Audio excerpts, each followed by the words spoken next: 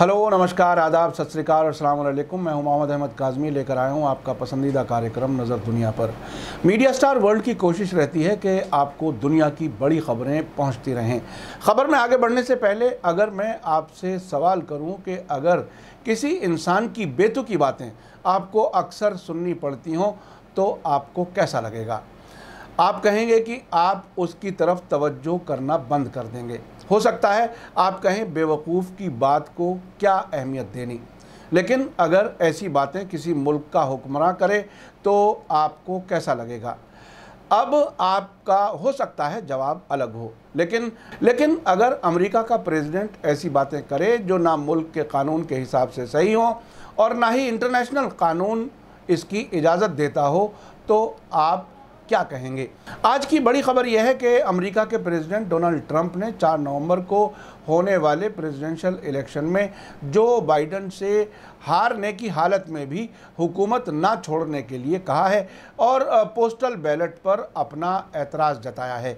ये ऐसी हालत में है जबकि मुल्क में बहुत से स्टेट्स कोरोना की वजह से बैलेट वोटिंग के लिए ज़ोर दे रहे हैं जो डाक के ज़रिए पहुंचेगी, लेकिन डोनाल्ड ट्रंप इस पर एतराज़ कर रहे हैं।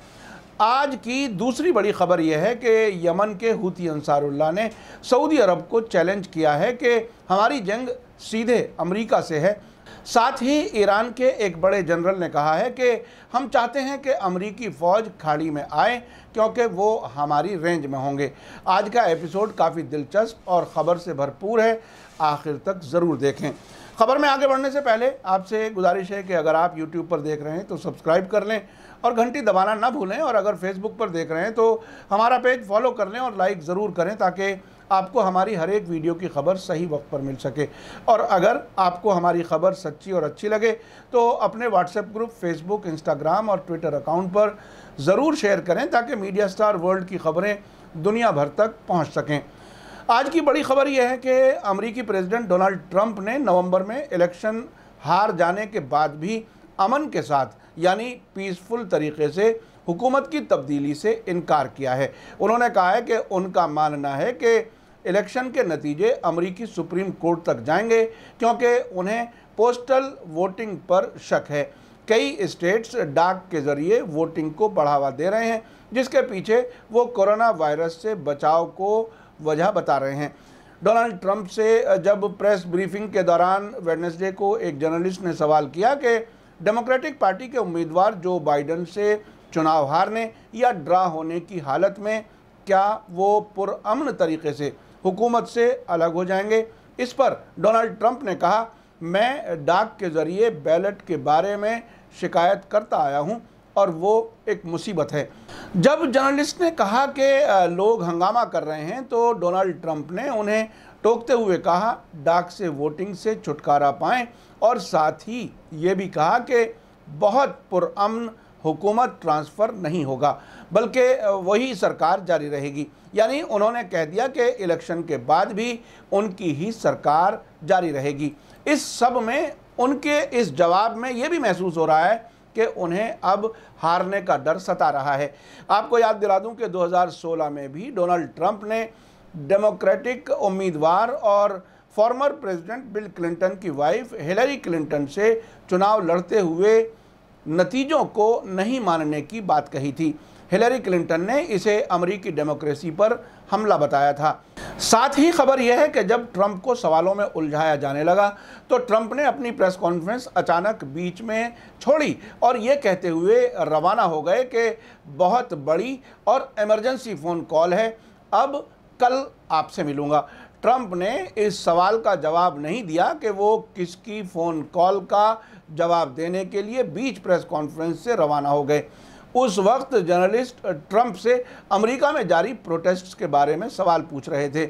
आपको याद दिला दूं कि पिछले महीने हिलरी क्लिंटन ने ट्रंप के मुखालिफ जो बाइडेन से किसी भी हालत में हार ना मानने के लिए कहा था। उन्होंने ऐसी हालत का जिक्र किया था कि जिसमें ट्रंप की रिपब्लिकन पार्टी एब्सेंटी बैलेट्स यानी वोटिंग के दौरान गैर हाजिर वोटर्स के बारे में हंगामा करेगी और नतीजों को चुनौती देने के लिए वकीलों की एक फ़ौज इकट्ठा करेगी। अब चलते हैं दूसरी खबर की तरफ। यमन के हूती अंसारुल्लाह ने सऊदी अरब के क्राउन प्रिंस मोहम्मद बिन सलमान को खुला मैसेज दिया है कि हमारी जंग सऊदी अरब से नहीं बल्कि अमेरिका से है, और अगर आपकी ईरान से दुश्मनी है तो जाकर मुकाबला कीजिए। यमन की सबसे ताकतवर रेवोल्यूशनरी काउंसिल के हेड और अंसारुल्लाह के सीनियर लीडर मोहम्मद अली अल हौसी ने ट्विटर पर यह पैगाम दिया है कि सऊदी अरब बिना वजह ही यमन से जंग लड़ रहा है।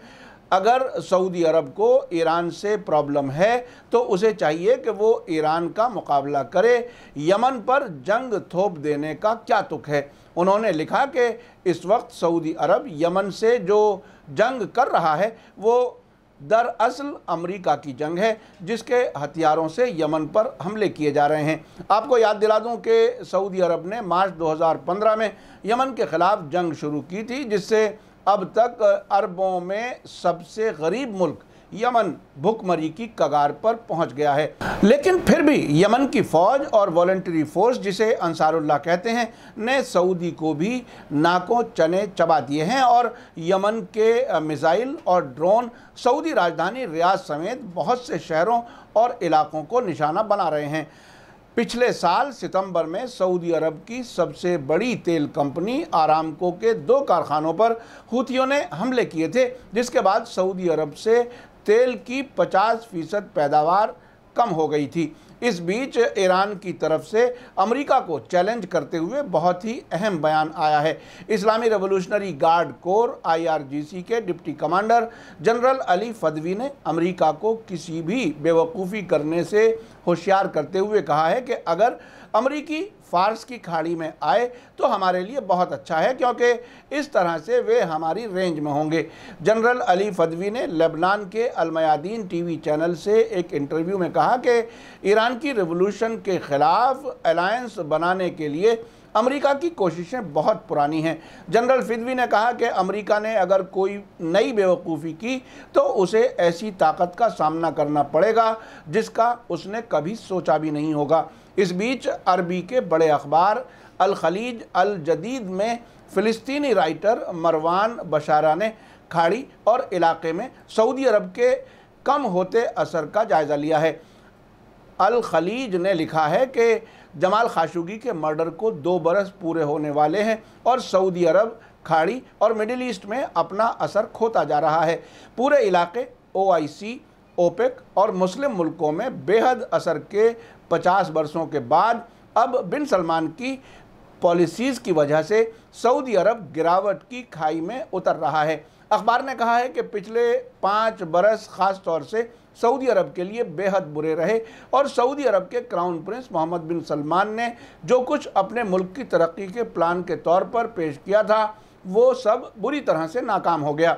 बिन सलमान अपने गुरु यानी अबू धाबी के क्राउन प्रिंस मोहम्मद बिन जायद से सलाह लेते हैं और सऊदी अरब की गिरावट का सबसे बड़ा सबूत उसके छोटे पार्टनर UAE की तरक्की है, जो अब इलाकाई ताकत की तरह लीबिया और टूनीशिया में दखल दे रहा है और अब्दुल फत्ताह अल सीसी और बशार अल असद जैसे हुक्मरानों का सपोर्ट कर रहा है। बिन सलमान ने यमन जंग बिन जायद के इशारे पर शुरू की, जिसमें उन्हें बेहद तेज़ी के साथ कामयाबी की उम्मीद थी, लेकिन ये जंग कई बरस से चल रही है और अब भी ये किसी को नहीं मालूम कि वो कब ख़त्म होगी। इसके अलावा हौसियों ने यमन की जंग में सऊदियों को खूब निशाना बनाया है। अखबार आगे लिखता है कि जून 2017 में मोहम्मद बिन सलमान और मोहम्मद बिन जायद ने कतर के साथ एक क्राइसिस खड़ा किया और इसके लिए बहाना ये बनाया गया कि कतर टेररिस्ट ऑर्गेनाइजेशन की मदद करता है। नवंबर 2017 में बिन सलमान ने लेबनान के प्राइम मिनिस्टर साद हरीरी को इस्तीफ़ा देने पर मजबूर कर दिया, लेकिन जब ये राज खुला तो पूरी दुनिया में सऊदी अरब की बेवकूफ़ी पर खूब हंसी उड़ी, जिसके बाद अक्टूबर 2018 में खाशोगी का मर्डर हुआ और इस तरह से सऊदी अरब का क्राइसिस इंटरनेशनल बन गया। आखिर में आपको यमन के हूती अंसारुल्लाह के स्पोक्सपर्सन मोहम्मद अब्दुस्सलाम का एक बयान बताता हूं, जिससे आपको अंदाज़ा हो जाएगा कि इजराइल की इस इलाके में क्या मंशा है। ट्यूसडे शाम को अरबी ज़बान के न्यूज़ टीवी चैनल नबा के साथ इंटरव्यू में अब्दुल सलाम ने कहा कि जब तक सऊदी अरब और यूएई इजराइल के नुमाइंदे के तौर पर लड़ते रहेंगे और अरबों डॉलर पानी की तरह बहाते रहेंगे, इजराइल सीधे किसी जंग में शामिल नहीं होगा। अब्दुल सलाम का कहना है कि अमेरिका ने सऊदी अरब और यूएई के साथ मिलकर यमन के खिलाफ तबाहकुन जंग शुरू की है, क्योंकि वो नहीं चाहता था कि यमन की अवाम आज़ादी के साथ अपनी पसंद की हुकूमत चुने।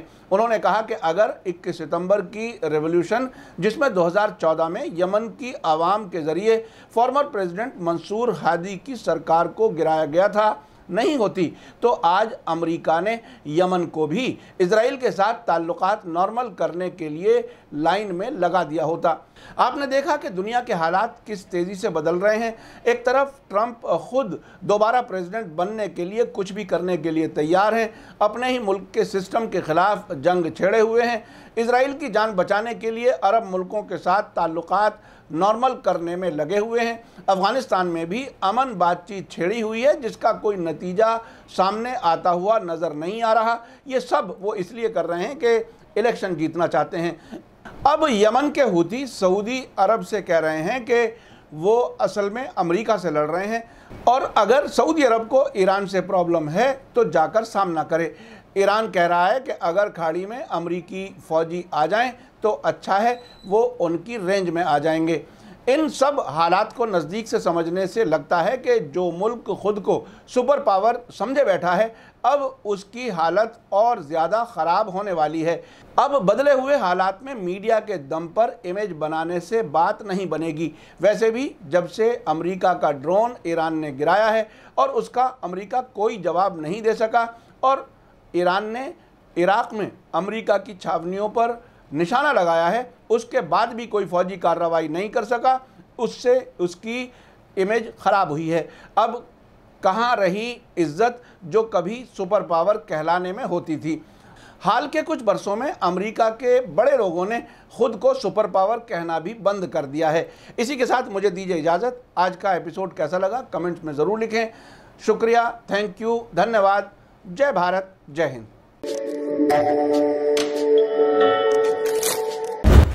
मीडिया स्टार वर्ल्ड के और वीडियो देखने के लिए हमारे चैनल को सब्सक्राइब करें और सीधे नोटिफिकेशन पाने के लिए बेल आइकन दबाएं। और अगर हमारी खबर सच्ची और अच्छी लगे तो अपने व्हाट्सएप, इंस्टाग्राम, फेसबुक और ट्विटर अकाउंट पर ज़रूर शेयर करें।